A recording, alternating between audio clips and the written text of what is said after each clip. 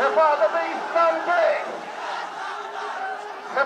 ইসলামকে কলঙ্কিত করবার জন্য, হেফাজতে ইসলামকে জনগণের সামনে হেয় প্রতিপন্ন করবার জন্য নতুন নতুন নাটক সাজান। মাদ্রাসাগুলোতে সংরক্ষিত কোরবানির ছুরিগুলো কোন কাজে লাগে জানেন না? এগুলো দিয়ে কি করা হয় আপনারা টের পান না?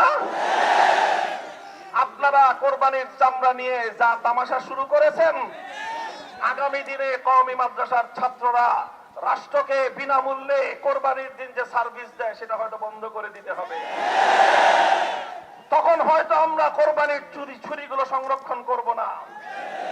এই ছুরিগুলো দেশের কল্যাণে নিয়োজিত, এই ছুরিগুলো দেশের ধর্মপ্রাণ মুসলমানদের কোরবানির দায়িত্বে নিয়োজিত। বারবার এই ছুরি নিয়ে আপনারা নাটক করেন। এই নাটক তো অনেক পুরাতন হয়ে গেছে। এরপরে আবার নাটক মঞ্চস্থ করা হয়েছে।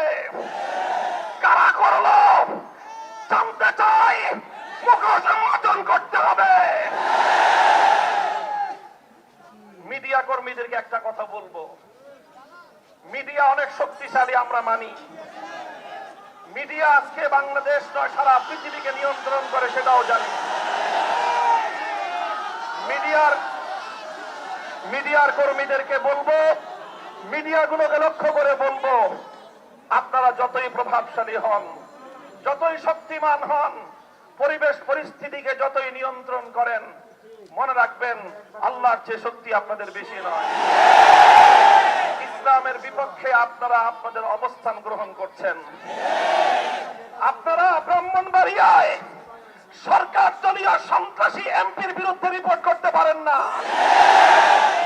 শতবর্ষী বাংলাদেশের অহংকার জামিয়া ইউনুসিয়ায় যারা হামলা করলো ওদের ব্যাপারে রিপোর্ট করতে পারেন না।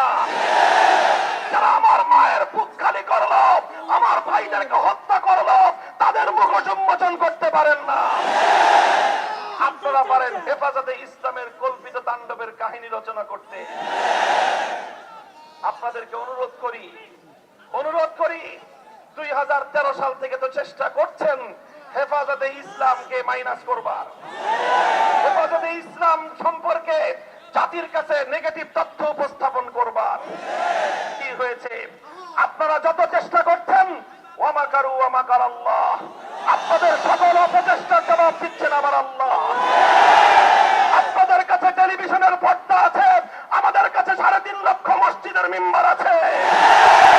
আপনাদের কাছে যদি জাতীয় পত্র পত্রিকা থেকে থাকে, আমাদের কাছে সামাজিক যোগাযোগ মাধ্যম রয়েছে।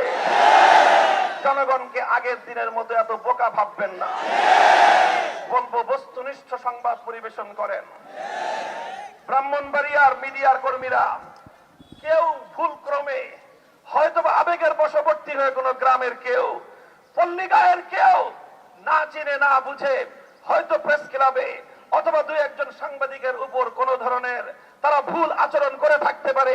কেন্দ্রীয় ভাবে আমরা সেজন্য দুঃখ প্রকাশ করেছি।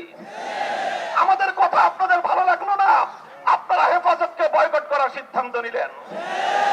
মনে রাখবেন, যদি ইসলামকে বয়কট করেন, হেফাজতে ইসলামকে বয়কট করেন, এই জনগণ মিডিয়াকে বয়কট করবে।